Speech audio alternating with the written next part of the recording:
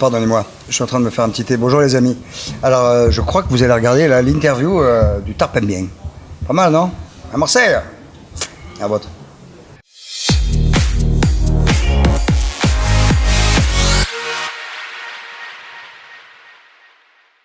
Bonjour les amis, on se retrouve aujourd'hui avec Christophe de Chavannes. C'est moi, mais bonjour Mathias. Est-ce que vous allez bien? Ouais. Si je vais bien, oui. Je tarpe bien. Ah, si vous allez Tarpembien déjà, oui, c'est super, ça commence bien. Ouais. On est ensemble aujourd'hui pour présenter la tournée Âge Tendre, donc Âge Tendre, la tournée des idoles, qui sera à Marseille le 9 mars 2018. Au Dôme. Au Dôme, exactement. À 15h et à 20h. Donc, 2 représentations. Le compte est bon. Parmi les artistes qui seront présents lors de ce concert, il y a Sheila, Dave, Nicoletta, Patrick Juvet, Dick Rivers, Michel Thor. Ouais. Dick Rivers pour la première fois de sa vie qui fait la tournée des idoles.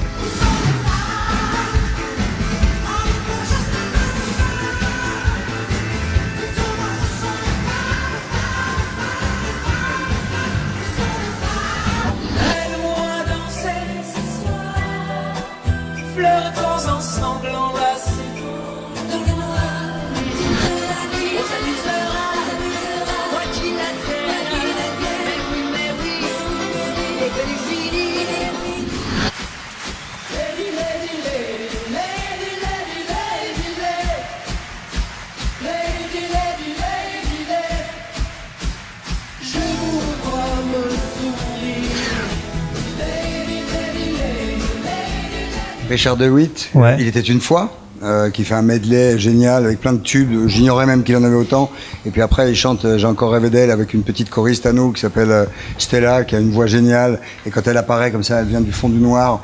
Et il chante J'ai encore rêvé d'elle. Et même moi, à chaque fois, je me fais embarquer, comme toute la salle. Et Dave, vous l'avez dit. ouais. Moi, j'en avais fait pas mal quand même. Dave qui conclut la soirée ou l'après-midi, le spectacle, et qui conclut une demi-heure de folie.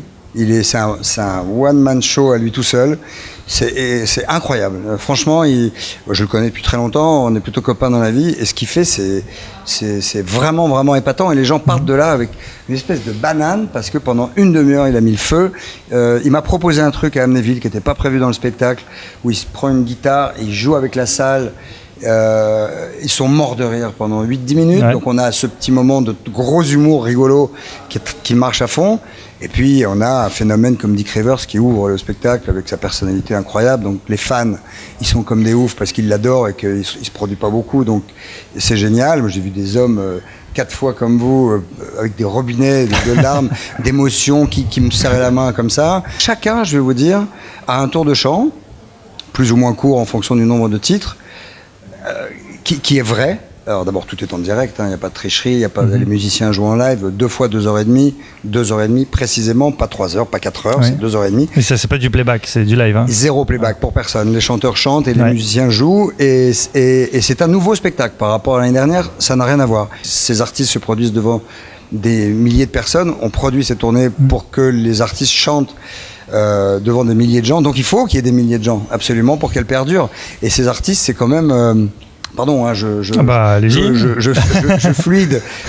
Ces artistes, c'est quand même une énorme partie du patrimoine culturel français. C'est la chanson française, c'est les années 60, 70. On a eu deux grosses tristesses cette année avec Johnny et France Gall. C'était leurs copains, c'est la même époque, c'est la même période, ils ont commencé en même temps. Les gens viennent pendant 2h30, ils entendent des tubes chantés en direct par ceux et seulement ceux qui les chantent. C'est-à-dire qu'il n'y a que Dick Rivers qui chante Dick Rivers, il n'y a que Sheila qui chante lors de la sortie, il n'y a que Nicoletta qui chante Il est mort le soleil, il n'y a que Isabelle Aubray qui chante Jean Ferrat, et tout le monde est très très complémentaire, et ça donne un résultat dont je suis, sans aucune humilité, extrêmement fier. On parle des artistes, vous êtes le producteur donc de ce spectacle. À quel point c'est difficile de réunir ces artistes, et puis on peut même se demander, est-ce qu'il n'y a pas un peu des batailles d'ego finalement entre ces artistes? Grande question, il n'y a aucune bataille d'ego. Ils ont tous fait des carrières et ont des carrières en solitaire. Et moi, j'ai réussi à faire un collectif. Et je ne vois aucun de ces artistes se tirer la bourre. Aucun des artistes venir me voir en me disant « Dis donc, j'ai une chanson de moins que l'autre, j'aimerais bien en avoir une de plus, machin. » Chacun joue son rôle.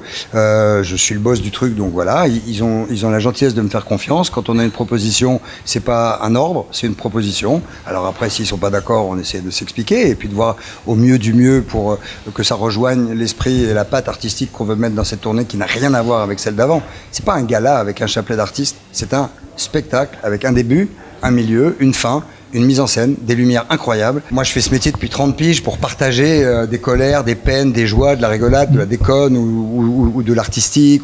Et là, de cette petite communauté d'artistes que j'ai réussi à regrouper, qui sont très heureux parce qu'on les traite très bien, parce qu'ils sont dans des chouettes hôtels, parce qu'ils mangent... Le catering est vachement bon, on appelle ça la cantine, ça s'appelle le catering. Donc ils sont heureux et quand ils montent sur scène, eh ben, ils sont heureux de partager ça et ça se sent. Voilà. Et quand on est heureux de faire quelque chose, comme vous avez l'air d'être heureux. Bah oui, bien sûr. Ben ça se sent, les gens ils le sentent. C'est vrai, bien sûr. Bon, moi ça me faisait un peu marrer d'imaginer des batailles entre Dick Rivers et Patrick Juvet, par exemple. Des batailles, il n'y a pas. Ouais, des bagarres. Ben, il n'y a pas. Vaut mieux pas, de toute façon. Bah oui, vaut mieux pas. Il y a un âge, il faut arrêter de se battre. Évidemment. Mais vous savez, il y a des gens qui disent, ouais, la bande de jeunes, machin. Moi, j'ai une bande de vieux. Mais j'ai une bande de vieux extra. Qui ont Je signe tout de suite, moi, pour avoir la même patate que la leur à leur âge. En plus, ils viennent là aux dédicaces, on peut les toucher. Ça, venez les toucher. Venez les toucher, évidemment. Est-ce que dans 30 ans, dans la tournée Âge tendre, il y aura Maître Gims, Jul, les artistes d'aujourd'hui? C'est une très bonne question. Je ne sais pas si les artistes qui ont beaucoup de succès aujourd'hui marqueront comme ceux qui sont sur le plateau de la tournée Âge tendre comme des noms. Non, je ne suis pas sûr qu'il y aura une nouvelle Nicoletta, je ne suis pas sûr qu'il y aura un nouveau Juvet. L'époque n'était pas la même. C'est ça. 60, 70, c'était quand même tellement rigolard. Enfin, je veux dire, ils ont dû s'éclater. Moi, j'avais 2 ans, 10 ans. Ils ont dû vraiment s'amuser. Et c'était peut-être plus des icônes, vraiment, les artistes. Oui, ils faisaient la une de Podium, de Salut les copains. Voilà. Et puis Johnny Hallyday était pote avec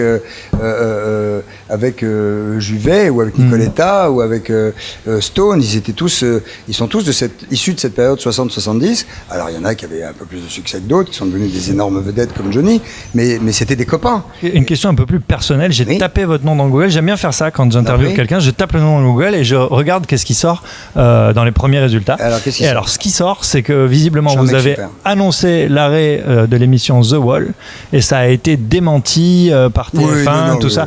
Alors, non, j'ai rien annoncé du tout, j'ai juste dit que le dernier The Wall avait eu lieu vendredi dernier. Voilà, j'étais hier soir chez notre camarade Hanouna pour expliquer que voilà, les journalistes ont écrit, De Chavannes a annoncé l'arrêt définitif de The Wall. J'ai jamais dit définitif, j'ai dit que ça s'était arrêté vendredi, ça reprendra sûrement dans plusieurs mois parce que TF1 l'a annoncé. Donc, et si je suis encore là, je serais ravi de le faire. Voilà, il y a pas d'embrouille. Voilà, donc la polémique est close, mais c'est ça qui sort dans Google, c'est marrant. Oui, mais parce que c'est ça qui sort en premier. C'est ça qui sort en premier dans Google, toute la première page. Vaut mieux ça que De Chavannes couillon. C'est vrai. Je préfère ça. C'est clair. Mais en même temps, voilà, quand je parle de la société un peu particulière dans laquelle on vit aujourd'hui, qui n'a rien à voir avec les années 60-70, c'est que déjà les réseaux sociaux n'existaient pas. Si elles m'ont mardi, j'aurais pas pu le faire aujourd'hui. Parce que je me serais fait défoncer le lendemain par soit des racistes, soit des fachos, soit des associations de défense de noirs, d'arabes, de juifs, d'homos, de prêtres. On est dans une société vraiment très particulière quand même. Ouais, c'était ma question d'après. Vous avez fait la télé dans les années 80 avec notamment Ciel Montmardi. 90 ouais. 80-90 et c'est même encore présent aujourd'hui parce que Internet aujourd'hui est plein d'extraits de ces émissions, des extraits de débats qui étaient complètement fous. C'était nouveau, c'était donner la parole à des gens, c'était donner accès à la télé à des gens qui l'avaient jamais eu.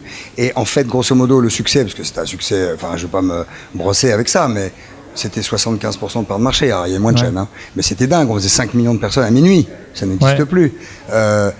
Les gens découvraient leurs voisins de palier en fait. Le fétichiste des bars, un mec en costard cravate qui travaillait à la banque et qui avait des bas résille sous son pantalon, on savait pas que ça existait. Les curés qui avaient des maîtresses, ça se disait pas. Les vigiles ou qui débarrassaient les squats de jeunes mecs qui les habitaient. Avec un esprit, les jeunes mecs qui habitaient, ça allait. C'était ceux qui débarrassaient les squats, qui n'étaient pas payés par des promoteurs. Voilà. On parlait, l'excision, on n'en parlait pas. Il y a même eu un révisionniste qui s'était fait casser la gueule sur le plateau. Ça, c'est la fameuse bagarre qu'on a eue. Il y a la bagarre on a parlé de la droite, Un révisionniste à qui j'avais interdit de parler de ce truc qui n'est pas discutable et qui s'était permis de le faire. Et comme il y avait un peu de tout dans le public ce jour-là, de l'extrême droite, des policiers, des juifs activistes, des juifs modérés, bon, c'est parti en couille, mais j'ai géré, c'était en direct, c'était un truc de fou pour moi. Hein. Et on a fini l'émission, quoi. On a arrêté le truc, on a calmé, mais les images, elles sont passées dans le monde entier. Je les ai vues un jour aux États-Unis. Vous m'avez interdit, monsieur de Chavannes, de parler du révisionnisme. Attendez, si vous me faites pas faire mon métier, ça va aller très mal. En tant qu'observateur. Je fais mon métier. En tant qu'observateur. S'il vous plaît, ça sert à rien. Ça sert à rien. On est là pour faire un débat, s'il vous plaît. On est là pour faire un débat, s'il vous plaît. En tant qu'observateur. Attendez, ça ne sert à rien. On va interrompre l'émission, monsieur. On va interrompre l'émission. Non, il faut pas qu'il soit dehors. Il faut que les gens. Un débat. En tant qu'observateur, je demande la parole. Attendez une seconde, s'il vous plaît. Christophe. S'il vous plaît, une seconde. C'était complètement dingue cette époque. Et je me dis, est-ce que c'est pas un peu triste que finalement, cette télé où il pouvait y avoir un peu du danger, n'existe plus trop finalement. Bien sûr que c'est triste, vous avez tout à fait raison, mais la société est devenue aussi plus triste, les rapports dans les bureaux sont plus tristes, les machines à café, les gens se regardent de travers, les gens ont peur, ils ont peur de la sécurité, ils ont peur du climat, ils ont peur de Poutine, de Trump, de la Corée du Nord, du chômage. On a 12 000 raisons de flipper, et c'est pour ça que je dis qu'il manque une fenêtre à la télévision où les gens pourraient s'exprimer pour ne pas se sentir exclus, parce que c'est la raison, quand ils sont exclus, qu'ils pensent des bêtises, qu'ils font des bêtises, qu'ils passent dans des extrêmes. Et je pense que la télévision est la loupe de la société, et on doit absolument donner à cette société une fenêtre pour s'exprimer et parler. Et le jour où ça va être possible, ce sera moi, hein, j'espère. Ce sera moi. Je vous ai dit ce que ça voulait dire tarpamien. J'ai une question. Bien sûr, je sais ce que ça veut dire. Ouais. J'ai une question toute simple. Est-ce que vous avez une expression un petit peu perso à vous pour dire, quand vous voulez dire c'est très bien, est-ce que vous dites c'est tarpamien, vous dites quoi? Putain de ta mère. Putain de ta mère. Putain de ta mère, c'est super bien. C'est super bien. C'est super bien, ouais, voilà. Ah bah c'est là, parce que c'est une question que je pose à chaque fois, mais c'est la première fois qu'on me répond ça. Oui, parce que les gens ils sont faux cul, moi je suis honnête. Donc non, oui, c'est plutôt quelque chose de positif. Oui. Ouais. C'est pas très joli, hein, je le dis pas devant mes enfants, et puis il faut pas le dire surtout. Il faut pas le dire, mais non, bon. Il faut le dire discrètement. Mais, moi j'adore Marseille, j'adore le Vieux-Port quand on passe même là, c'est sublime. Quand vous allez au musée, que vous voyez le Vieux-Port derrière, le Mucem, c'est quand même magnifique. Quand vous avez la chance d'aller vers le Rocas-Blanc, c'est super beau. Les Calanques, c'est top. Et puis j'ai une fiancée marseillaise. Donc quand j'avais 18 ans, je l'embrasse. Elle habite ici encore. Ouais. Oui, elle s'appelle Véronique. Ah bah Véronique, on t'embrasse. Et oui. Et j'allais rue Daumier chez sa grand-mère manger les meilleurs cannelloni que j'ai jamais mangé au monde. Donc je prenais ma 204 Peugeot et je descendais à Marseille pour manger des cannelloni chez la grand-mère de ma petite fiancée. Merci beaucoup. En tout cas, c'était vraiment un plaisir de recevoir Christophe de Chavannes pour la tournée Âge tendre, la tournée des idoles. Le 9 mars au Dôme, vous venez. Le 9 mars, au Dôme. Ce sera à 15h et à 20h. Deux représentations. La caméra, elle est invitée aussi. Elle va voir ce que c'est. Eh ben ça va. On viendra et on regardera avec plaisir. On rappelle Sheila, Dave, Nicoletta, Dick Rivers, Patrick Juvet, Michel Thor. Vas-y. Alors, il m'en manque Richard un. Richard DeWitt. Voilà. Pierre Groscola. Si je vous dis Pierre Groscola, vous savez Pierre qui c'est? Groscola. C'est la petite. Tu sais qui c'est, Pierre Groscola? Tu fais non, mais comme ça devant la caméra qu'on voit. Voilà. Et si je dis lady, ça parle. On fait comme ça devant la caméra. Eh oui. Merci beaucoup. Donc voilà, il faut venir. Il y en a pour tous les âges. C'est super bien fait. Je suis très fier de ce que je fais. Je le revendique. Je le porte haut et fort. Et venez, quoi. Vous allez voir. Vous pourrez m'insulter si vous êtes déçus. Je suis peinard. Vous ne le serez pas. Ah bah alors ça, si c'est pas de la promo. Voilà. Merci beaucoup en tout cas Christophe de Chavannes. Merci beaucoup. À bientôt. Bye bye. Salut Marseille.